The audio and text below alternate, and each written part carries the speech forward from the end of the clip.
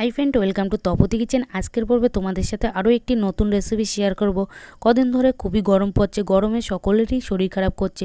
শরীর মন দুটোই ভালো রাখার জন্য তোমাদের সাথে ঠান্ডা ঠান্ডা বেলের শরবতের রেসিপি শেয়ার করলাম। এই বেলের শরবতের রেসিপিটি যদি ভালো লেগে থাকে অবশ্যই তোমরা একবার বাড়িতে ট্রাই করতে ভুলবে না। এই বেলের শরবতের রেসিপিটি ট্রাই করে তোমরা ছোট থেকে বড় সকলেরই খাওয়াতে পারবে আর সকলেরই শরীর ভালো থাকবে। বেলের শরবতের রেসিপিটি যদি ভালো লেগে থাকে প্রতিবারের মতো লাইক সাবস্ক্রাইব করে পাশে থাকার অনুরোধ রইল। বেলের শরবতের রেসিপি বানানোর জন্য এখানে আমি একটা বেল নিয়েছি। বেলটা তোমরা দেখতেই পাচ্ছ, খুবই বড় একটি বেল নিয়েছি আর বেলটা পাকা দেখে নিয়েছি।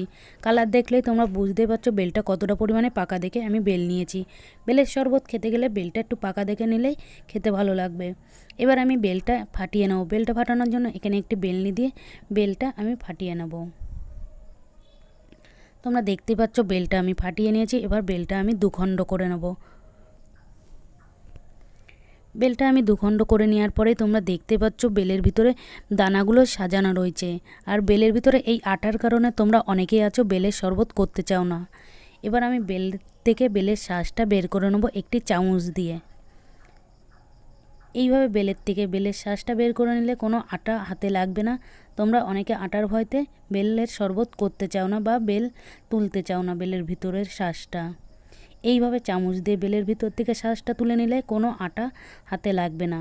বেলের এই খোলার থেকে এইভাবে চামচ দিয়ে কেটে নিলে বেলের ভিতরে যেই শাঁসটা আছে পুরোটাই উঠে আসবে। এখানে অর্ধেক বেল আমি ভালো করে শাঁস বের করে নিয়েছি আর অর্ধেক বেল আছে সেই বেলের থেকে আমি শাঁসটা তুলে নেব। এখানে পুরো বেলের থেকে শাঁসটা বের করে নিয়েছি। এবার বেলটা ভালো করে চটকে মেখে নেব। এবার আমি বেলটা ভালো করে চটকে মেখে নেব। বেলটা ভালো করে চটকে বেশ কিছুক্ষণ মেখে নেওয়ার পরে এবার এর ভিতরে দিয়ে দেবো বেশ কিছুটা জল। খুব বেশি জল অ্যাড করব না, আমি সামান্য পরিমাণে জল দেব। তোমরা দেখতে পাচ্ছ বেলের ভিতরে খুব বেশি জল অ্যাড করিনি, সামান্য পরিমাণে জল দিয়েছি বেলটা যাতে তাড়াতাড়ি মাখা হয়ে যায় আর বেলটা ভালোভাবে মাখা হয়ে যাবে জলটা দেওয়ার কারণে। তোমরা দেখতে পাচ্ছ জল দেওয়ার কারণে বেলটা খুব সুন্দরভাবে মাখা হয়েছে। এখানে বেলটা মাখা হয়ে গেছে। এবার বেলের ভিতরে দুধ অ্যাড করে নেব। বেলের শরবত বানানোর জন্য এখানে আমি 500 মতন কাঁচা দুধ নিয়েছি। যে কোনো শরবত তৈরি করার জন্য কাঁচা দুধই অ্যাড করা ভালো। যে কোনো শরবত বানানোর জন্য কাঁচা দুধই অ্যাড করবে, কোনো রকম জ্বালিয়ে নেবে না, তাহলে খেতে ভালো লাগবে না শরবত। এবার বেলের ভিতরে আমি ছেঁকে দুধটা অ্যাড করে নেব। বেলের ভিতরে দুধটা ছেঁকে দিয়ে দিয়েছি। এখানে 500 মতন দুধ দিয়েছি বেলের শরবত বানানোর জন্য। এবার দুধটা ভালো করে বেলের সাথে মিশিয়ে নেব। দুধের সাথে বেলটা ভালো করে মিশিয়ে নেব।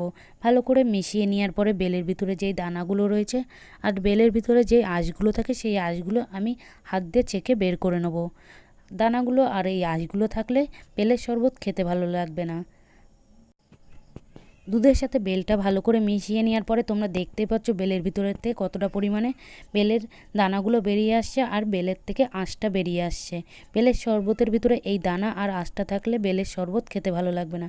এইভাবে ভালো করে আমি বেলের থেকে এই আঁশগুলো আর দানাগুলো বের করে নেব। তোমরা দেখতেই পাচ্ছ বেলের থেকে কতটা পরিমাণে আঁশ আর এই দানাগুলো বের করে নিয়েছি। এই আঁশ আর দানাগুলো থাকলে বেলের শরবত খাওয়ার সময় গালে বাঁধবে, খেতে ভালো লাগবে না। এই বেলের শরবতের থেকে আমি সবকটা দানা আর আঁশগুলো বের করে নিয়েছি।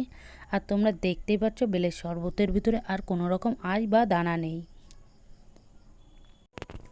যারা বেলের ভিতরে মিষ্টি খেতে পছন্দ করো না তারা মিষ্টিটা অ্যাভয়েড করবে, আর যারা মিষ্টি খেতে পছন্দ করো তারা বেলের শরবতের ভিতরে মিষ্টিটা অ্যাড করে নেবে।